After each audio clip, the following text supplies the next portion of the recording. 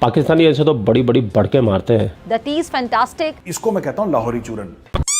लेकिन हकीकत में ये भूखे मर रहे हैं, भूखे। सुबह के बच्चे भूखे बैठे हैं, 3 दिन उसे नाकस टोटा 150 रुपए का किलो लेके आ रहे हैं। आज जितनी बदतरीन हालत इस कौम की है, लगता है खुदा नाराज है शायद। अच्छा बात नहीं है। बड़े बड़े दावे करते हैं, लेकिन जब इनके दावों की जांच की जाती ना तो अंदर से पूरी तरीके से खोखले होते हैं, जैसे कोई दीमक आके इनको चाट गई हो। रोटी छीन कर खाने की नौबत आ चुकी है। लोग खुद को आग लगा रहे हैं। नंगापन आ रहा है जो आज से 100 सदी पीछे था। घास खाएं और गुजारा करें, यही तो कयामत है।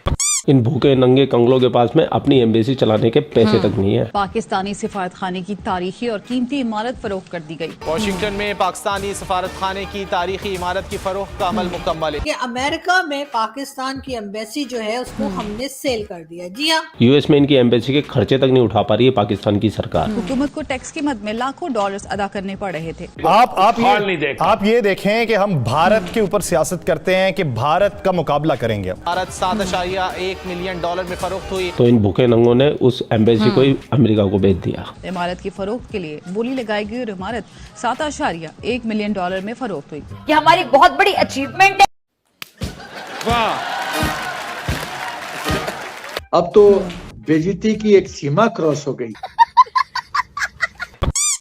एक छोटे आइलैंड के मेंबर्स बैठे होते हैं, कहते हैं नॉटी बॉयज, तुम लोगों को आता नहीं है, तुम लोग स्पेंथ्रिफ्ट्स हो, तुम लोग समझते नहीं हो। अच्छा लगता है आपको वो सुनते हुए? मजबूरी है, मजबूरी है, मजबूरी बुरी बुरी है। और इतना बड़ा कांड हो जाए और पाकिस्तान मीडिया रोए ना, ये कैसे हो सकता है भाई? हो नहीं सकता। और रोते हुए पाकिस्तानी आपको भी बढ़िया लगता है, मुझे भी। ये कभी पुराना हो ही नहीं सकता। तो चलते पाकिस्तान।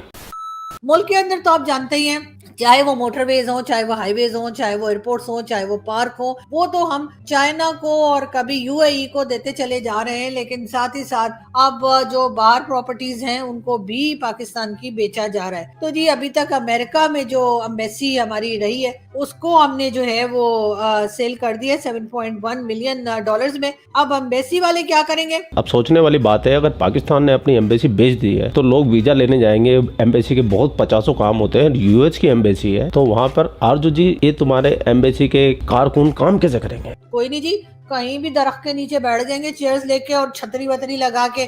उसमें तो कोई खास बड़ी बात नहीं। हमने देखा नहीं वो जो लॉयर्स बैठते हैं, छोटे छोटे लॉयर्स होते हैं ना जिनके ऑफिस नहीं होते, तो वो अम्ब्रेला लगा के और 2 चेयर्स रख के और जी आ जाओ जी आ जाओ जी। तो बिल्कुल इसी तरीके से 2-3 चेयर्स रखेंगे, बीच में एक टेबल होगी और एक अम्ब्रेला लगा के आओ जी, किस किस को पाकिस्तान का वीजा चाहिए। लोग कहेंगे लो जी भाई।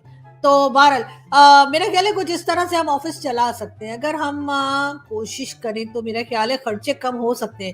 तो बिल्कुल जी, बिल्डिंग को हमने जो है ठिकाने लगा दिया है और अब देखते हैं कि आगे क्या होता है। ठीक है जी, ठीक है। अच्छा जी, एक तो होते हैं चूतिया, एक होते हैं महाचूतिया और एक होते हैं अखंड चूतिया। जो अखंड चूतियों की लिस्ट में आते हैं वो है पाकिस्तानी। और इस पाकिस्तान की सरकार ने क्या अखंड चूतियापा किया है आप भी सुने। साथ हम आपको एक खबर और बताते चलें कि जी पाकिस्तान ने ये भी अनाउंस किया है कि हम जो है मतलब सिटीजनशिप देंगे लोगों को। जी हाँ,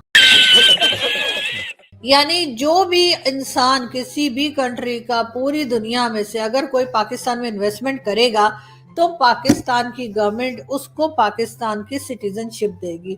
मतलब ये कि मुझे समझ नहीं आ रही ये लोग कौन सा नशा करने लगे, इसलिए कि कोई भी नशा इतना तेज नहीं होता जिससे इस किस्म की बातें करना लोग शुरू कर दें। यानी कि जो पाकिस्तान में लोग बैठे हुए हैं जिनके पास थोड़ा बहुत पैसा है, वो अपना पैसा लेके बाहर भागने के चक्कर में कि किसी तरीके से कोई दूसरी कंट्री उनको रख ले, चाहे वो थोपिया ही क्यों ना हो, वो उनको बुला ले और वहां पर कहे कि जी सिटीजनशिप ले लो और यहाँ रह जाओ। और यहाँ के सारे पाकिस्तानी जो है 99.9 नहीं, कीटाणुओं की बात नहीं हो रही, मैं बात कर रही हूँ पाकिस्तानी सिटीजन्स की। आप लोगों का दिमाग जो है ना बस वो एड में ही घूमता रहता है, वो जो कीटाणु आ रहा है कि ये 99.9 कीटाणु जो है वो इससे खत्म हो जाते हैं। वो जो एक कीटाणु रह जाता है ना वो हम ही लोग हैं। तो मैं आपको ये बता रही थी कि खैर इस बात का इससे कोई ताल्लुक नहीं है, लेकिन मैं आपको ये बता रही थी कि 99.9 पाकिस्तानी जो हैं वो इस वक्त पाकिस्तान से बाहर जाना चाहते हैं। और अगर किसी के पास थोड़ा सा भी पैसा है तो वो ये चाहता है कि वो अपना पैसा लेके किसी महफूज कंट्री में चला जाए और वहां जाकर इन्वेस्टमेंट करे या वहां जाकर रहे, वहां जाकर अपनी जिंदगी गुजारे।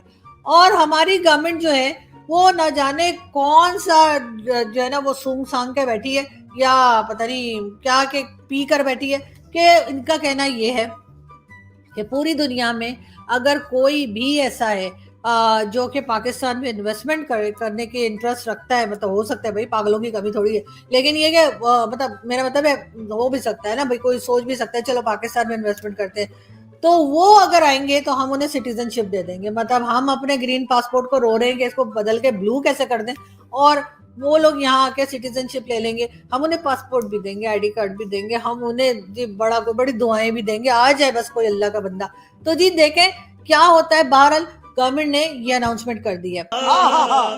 चाचा, सऊदी अरब वाले भाइयों ने कैसे फटका लगाया, जरा बताइए हमें भी। देखिए, ये जो पाकिस्तान मुस्लिम ब्रदरहुड की बात करते हैं, मुस्लिम उम्मा की बात करते हैं, अब तो बेइज्जती की एक सीमा क्रॉस हो गई है। जबकि सऊदी अरब ने कहा कि भाई हम तुम्हारे सब जो फ्लाइट्स हैं PIA पाकिस्तान इंटरनेशनल एयरलाइंस के सब फ्लाइट को रद्द करते हैं जब तक तुम हमारा $48 मिलियन का जो कर्ज है नहीं लौटाओगे। और इसके वजह से पाकिस्तान के 50,000 पिलग्रिम्स सऊदी अरब में लटक गए, नहीं आ सकते, और पाकिस्तान एयरलाइंस सऊदी में अब फ्लाई नहीं कर सकता, वहां नहीं जा सकता। तो मुझे तो ताज्जुब लगता है उस जिन्ना के बारे में जिसने कहा था कि यदि हम हिंदुस्तान के गिरफ्त से निकल गए तो हम विश्व के नंबर 1 देश बने।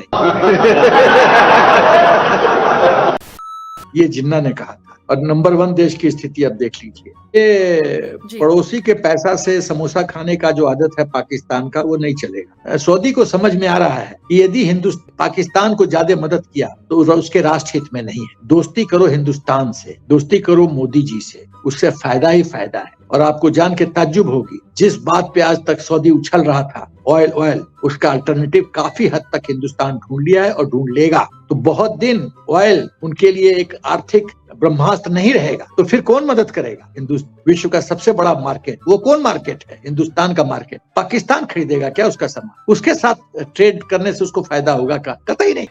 IMF से भीख मिलने के बाद में हिलाली का पारा हाई वोल्टेज पे एकदम। मैं तो पूछना चाहता हूँ, कोई और मुल्क दुनिया में नहीं है तो 24 दफे गई है भाई।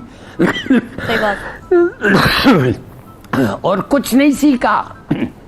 तो आप मुझे बताएं, ये किस चीज पे इन लोग खुशी हो रही है? किस चीज पे एक प्राइम मिनिस्टर आके कह रहा है इट्स डिमीनिंग कि मैं 3 दफे फोन किया, 2 दफे उसके दरवाजे के पीछे बाहर खड़ा रहा, और फिर आखिर मैंने जाके ये काम किया। माय गॉड, इतनी बड़ी ह्यूमिलिएशन क्या हो सकती है? भीख लेने के लिए नाक से लकीरें तक निकालने के लिए लोग तैयार रहते हैं। कौन से मुसलमान है ये? तो लानत है पाकिस्तानी तुम पे, लानत है, लानत है। तो मेरे दोस्तों, मेरे मित्रों, इन पाकिस्तानियों को लानत से बहुत चिढ़ लगती है, इसलिए सिर्फ कमेंट सेक्शन के अंदर लानतें ही होनी चाहिए। छोटी लानत दो, बड़ी लानत दो, मीडियम लानत दो, लार्ज लानत दो, एक्स्ट्रा लार्ज दो, डबल एक्सल दो, ट्रिपल एक्सल दो, जितने भी लानतें आप इन पाकिस्तानियों को दे सकते हैं जरूर दें। ठीक है, ठीक है। आप लोग अपना ख्याल रखिए। आपका भाई आपके लिए पाकिस्तान से रिलेटेड वीडियो लाता रहता है। जय हिंद, वंदे मातरम, जय श्री राम, जय श्री राम, जय श्री राम।